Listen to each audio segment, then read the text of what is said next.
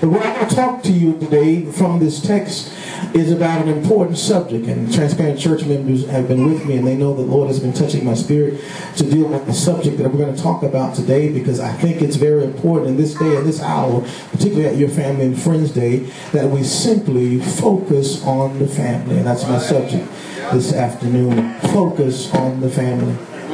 As many times as I have read this text, I have wondered and asked the question, why on earth would a son leave a palatial palace, a father that loves him, comfort and creature things that he could have at his disposal? What would make one leave comfortability to find himself in a life of chaos? Have you ever asked yourself that question? What makes one get up and leave the place that they have been birthed and born in? I want to share today that one of the biggest challenges that we have in our churches is the challenge that we have in our families, and it's disconnectedness. Sometimes we can be in a family but not be focused on the family, because we can have our focus misdirected, misguided, and in areas that will not give us a spiritual benefit, although it may give us a natural paycheck. But how many know it's not enough to gain success in this world if you don't serve the Savior and if you don't have focus for your family?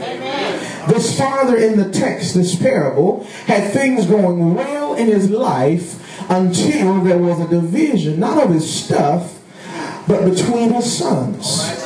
I submit to you today that oftentimes we will allow the enemy to bring cantankerous relationships within our families that will force us not to focus on the family, but to flee and look for greener grass in other places. And what I'm trying to tell you is that oftentimes the enemy will come in and send chaos to try to get you to leave your house.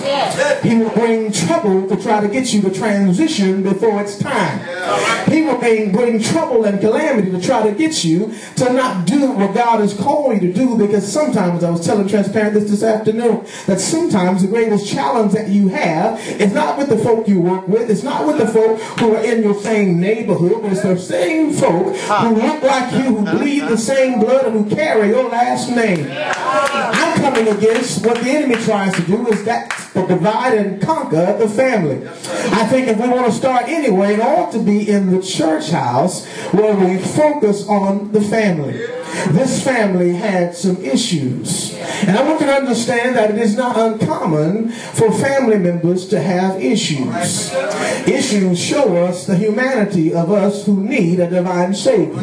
Issues let you know that God has still got you and I as a work in process. But even though we are a work in process, we must always keep our eyes fixed and focused on the Lord, who is the maker of heaven and earth.